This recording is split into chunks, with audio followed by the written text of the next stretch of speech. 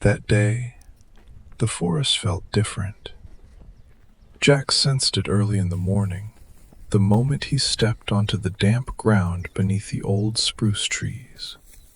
The air was heavy, filled with the scent of moss, wet bark, and something else, something faint but unsettling.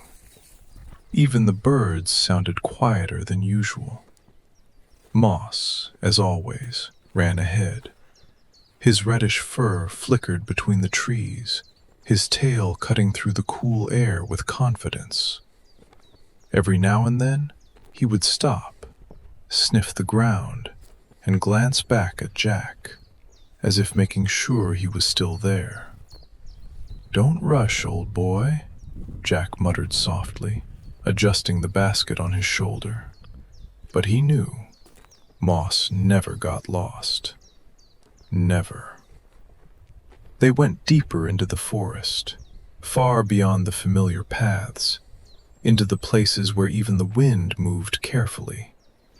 It was a good year for mushrooms, strong porcini under the spruces, birch boletes a little further, and whole families of chanterelles in the shade. Jack moved slowly, carefully. He wasn't just collecting mushrooms, he was reading the forest. Somewhere along the way, moss disappeared between the trees. That wasn't unusual. Sometimes the dog wandered farther than he should, but he always came back. Always.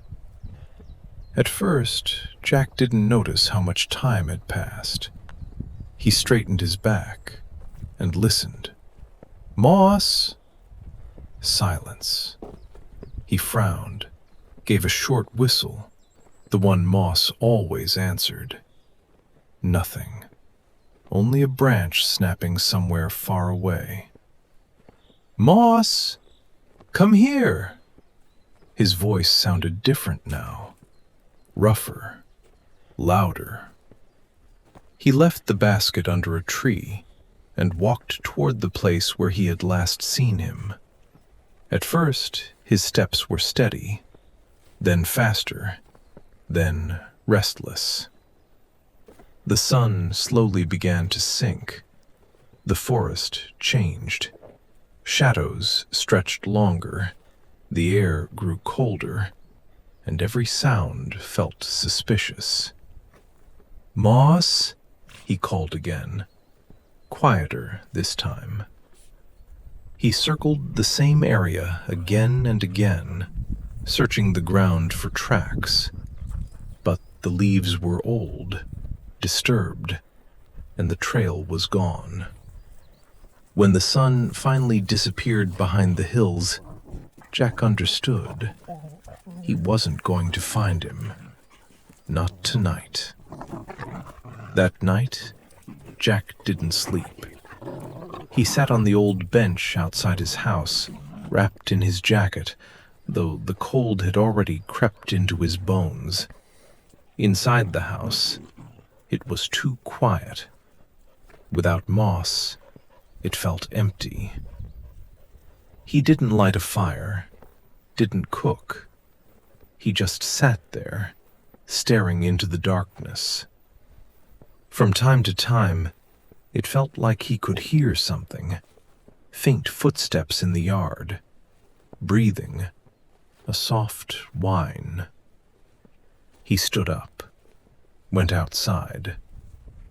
Nothing. Only the wind. And silence. "Hold on, old friend," he whispered. Not even sure anymore if he was speaking to himself or to Moss. Before sunrise, Jack was already on his feet. No breakfast, no coffee, just a stick, a rope, his old jacket, and he went back. The forest greeted him with cold. Morning fog lay low, wrapping around the trees, as if hiding something.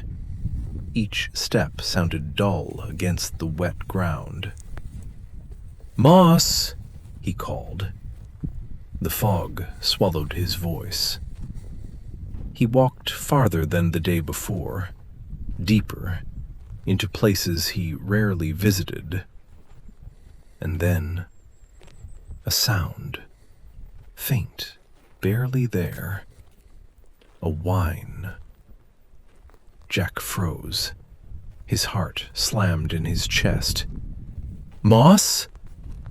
Again, from the left. He pushed through the bushes, branches scratching his hands and face. And then he saw him. Moss was lying on the ground, his body tense, eyes wet, but alive. And his paw caught in a metal trap. The steel jaws had bitten deep. Blood had dried in his fur. But the pain was still there. "God," Jack exhaled, dropping to his knees beside him. Moss let out a weak whine, trying to lift his head. "Easy, easy. I'm here, boy." Jack's hands were shaking. He touched the trap carefully. Old, heavy. A poacher's trap. "Hold on, just hold on." He clenched his teeth and pressed down on the metal. Nothing. Again and again. His fingers slipped. His heart pounded in his ears. "Come on, come on." Click. The trap snapped open.